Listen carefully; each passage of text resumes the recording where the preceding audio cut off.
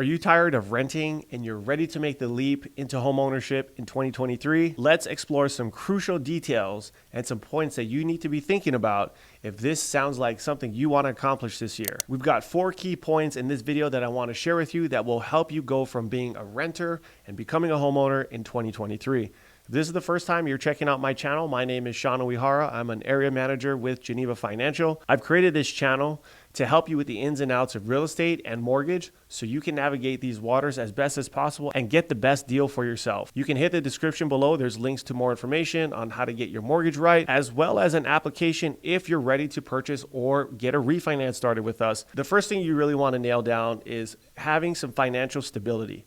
And we've all felt the pinch over the last year with inflation and everything getting more expensive.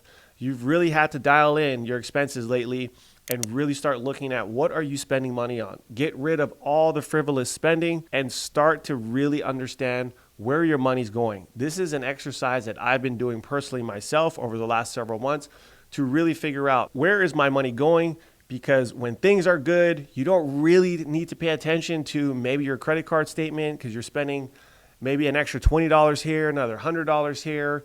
But now that things are tighter, we want to make sure that you know where every dollar is being allocated to. If you're spending an extra $200 a month on Starbucks or maybe on Uber Eats or some of these other places that we love to use out of convenience, maybe if you went to the grocery store once a week, you were able to then maybe save some of that money, because even though you might look at it today and say $200 is not a ton of money, if you can do that consistently over time, it may add up to thousands of dollars, which will then help you get into your first home. I know that was something that I've always struggled with, just to say like, hey, if I save $100 now, is that really that big of a deal?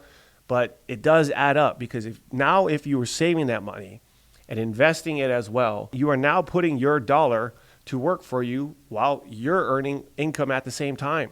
So this can help you earn some money. It may not be a lot, but it's more than what you have now.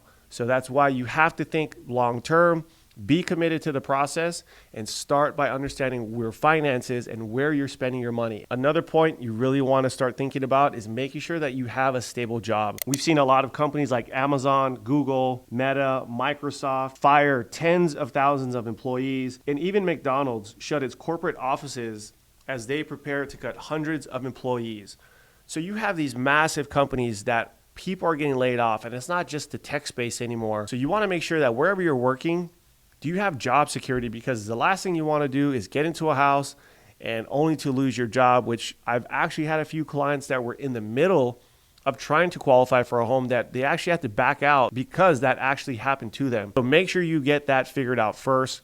If you're not sure, then maybe buying a house this year might not be the year for you. The second thing you want to look at in your financial health is your credit score. Make sure you understand what your credit score is. So many times we are completely in the dark with what our score is. We don't know if there's any inaccuracies that are there. And I think a lot of times we have some things that we know that shouldn't be on our report that we do nothing about, simply because it's going to take time to get it off.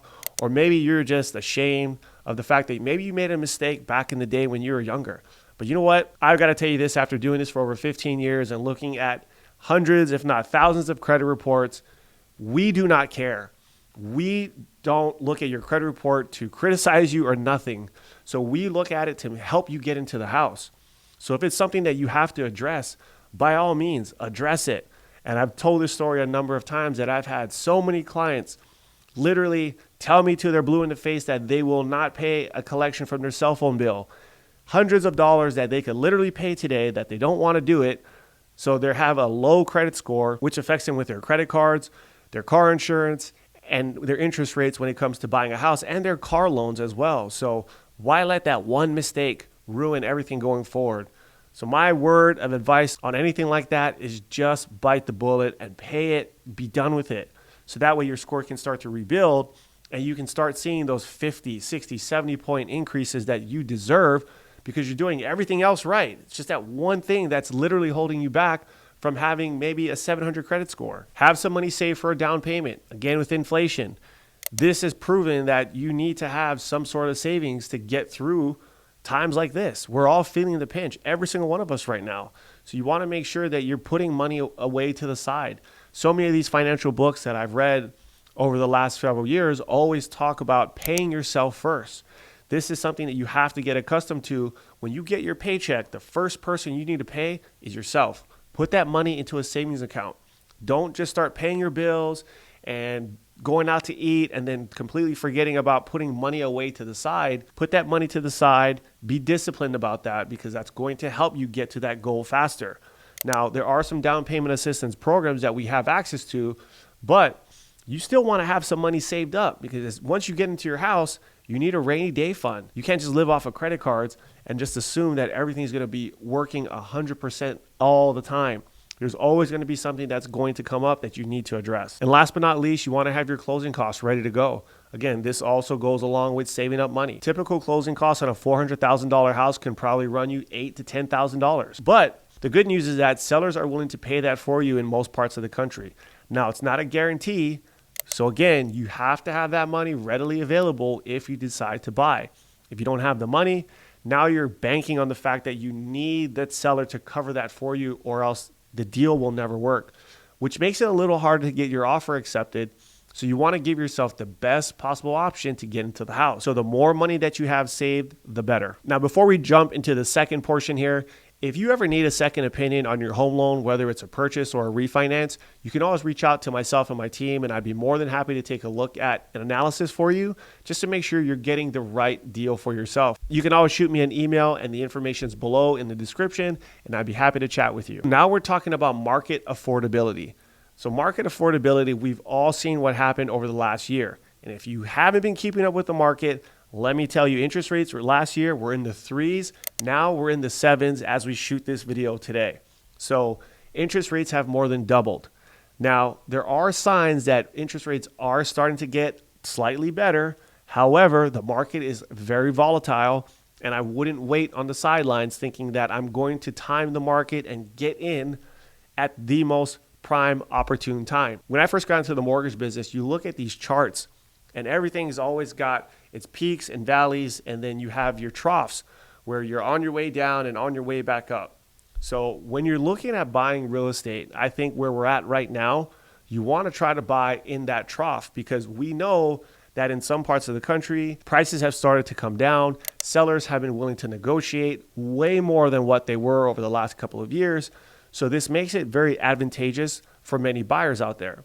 Now, it's not going to be advantageous for everybody, because the problem with interest rates going up as high as they have and the market increasing as fast as it did is that it's pushed the affordability out of the question for so many buyers out there. This is why, if you can afford to purchase a home and you're not stretching yourself, I think you should be looking at buying. There's a lot of people out there that feel otherwise, because they think that we're in the industry, we need a commission, so of course we're going to tell you to buy a house. But there's a number of people that I've spoken to that I said, you're not ready. You're making the wrong decision. And whether they decided to go somewhere else and maybe that loan officer told them to buy a house, I have no idea. But I always try to make sure that we're giving our clients the right advice. You may not want to hear it from us the way we tell you, but at the time, it's the right advice. So you have to look at the overall market. Are you stretching yourself? Are you going way overboard with your budget just because you're dying to get into a house? You need to make sure you have some money saved up, because in an economy like we are today, people are getting laid off. What if you bought a house and you had no money saved, you got laid off? Now what are you going to do? You don't even have the money to pay the mortgage anymore. You can't just sell your house because you have to pay commissions and closing costs and everything else. You may be able to get a modification for a few months while you try to get back on your feet. But these are all the things that you might not be thinking about in the midst of buying, because you're so excited about buying a house. You have to look at both sides of the coin. One being the optimism and obviously the excitement of buying and the benefits of becoming a homeowner, but also what could go wrong? What are some of the things that maybe you're not thinking about today that your loan officer or maybe your real estate agent isn't even talking to you about? So don't sit back trying to time the market. Don't sit back and listen to your friends, family, or other people try to convince you whether you should buy or not buy. You need to do what's right for you. And the only way you're going to figure that out is talking to a loan officer, not talking to a realtor. You need to talk to a loan officer who knows what they're doing. What they should do for you is take a look at your credit, take a look at your income, and qualify you properly. because you want them to know everything about your financial situation. That's the only way someone's going to be able to tell you, hey, you know what? You're in a good position that you can buy a house today. Or you know what? Maybe you need to wait 3 months. Maybe you need to wait 6 months. But if you do these certain things from now until then, it'll put you in a much better position. And there's nothing wrong with that. I've had so many clients get frustrated that they can't buy a house today. But think about it. If you're not ready, why buy a house today? Why put yourself in a bad position? Give yourself the best opportunity to be successful with this investment. Because if you foreclose on your house, you're out of the game for the next several years before you can even try to buy a house again. So why set yourself up for failure? It doesn't make any sense. And number 3, the responsibilities of home ownership. Now, just because you get into a house, that doesn't mean everything's going to be all fine and dandy, because let me tell you, there are so many things that come up. I remember when I bought my first house, I literally felt like I went to Home Depot or Lowe's every single weekend, probably for the first 6 months.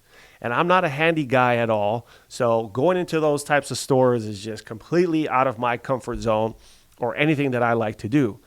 So I spent a lot of time trying to do things, seeing if I can make it work, which it never did. Eventually, I found a great handyman. So to this day, whenever I need something, I call him, he comes to my house, and he takes care of it for me. So if you're a handy person, guy or gal, that's great. You'll save yourself a ton of money. If you're like me, I always tell my girlfriend I'm pretty worthless when it comes to anything handy. That's just not my thing. But I'm willing to pay someone to come and do it for me. So you got to figure out where you lie amongst those two opposite ends of the spectrum. But when you're a homeowner, things are going to happen. Now, you can buy a house with a home warranty, which is great. And most real estate agents put that into the contract. So the seller usually pays that for you.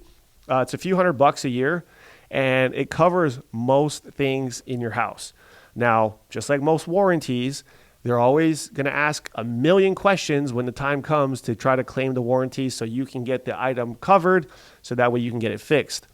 I've had home warranties in the past. They were great. They helped me fix things with my refrigerator. I've had some things around the house that I needed to get fixed, my pool. So that did help me as I was early on in my home ownership journey. So that can help you. If you are looking to buy, make sure to talk to your real estate agent about home warranty options. And make sure they include that into your contract. So get the seller to cover that for you. That's an easy thing up front that at least the first year, maybe even 2 years, they can cover that for you to at least give you a little more peace of mind as you're living in the house. Now, here's the fun part of home ownership is that you can continuously improve your home, which will then improve the value of your property. So home improvements along with the maintenance is something that you need to be aware of because it's literally something that never ends. I've had my house for over 10 plus years and I've renovated the house probably twice. I think I've redone the floors about 2 to 3 times at this point now. So you have these types of projects that you can take on, whether you're doing your flooring or maybe you're going to try to get more energy efficient, whether it's the windows or the HVAC unit, or you're looking at redoing your kitchen and bathrooms. These are some of the fun projects that I think as you're a homeowner, you get to take some pride into that because when you buy a house, unless you're buying brand new, you're buying somebody else's idea. You're buying someone else's maybe passion project that they redid the cabinets or did the kitchen themselves. So when you become a homeowner, one of the great things is just being able to do things whatever you want, like simply painting the walls, which I'll get to eventually, so hang in there with us.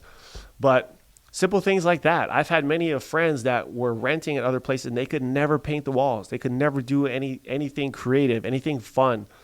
So being a homeowner, you can do those things. Put your creative touch on the kitchen, the bathroom. All of these things can then potentially add value to your home down the road. So you're, again, reinvesting into yourself, into your future self. So that way, if you do decide to sell the house, or maybe you just decide to rent it, you can maybe get top dollar because you have a renovated home that's move-in ready.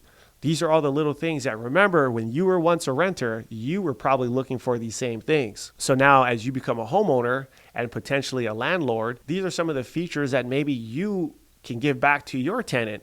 And guess what? You can charge them a premium for that because you have updated floors, your cabinets, your faucets, all of these little things, maybe the landscaping in the front or in the back, and you redone the pool. There's a million things that you can continue to go down this list of things that will add value to your house that, again, you're paying your future self with those dollars. So we have 4 major things that you need to be thinking about if you want to become a homeowner in 2023. Financial stability, make sure you knock those things out. Get familiar with your credit, your income, your debt, your financial health. Need to know these numbers. The market affordability.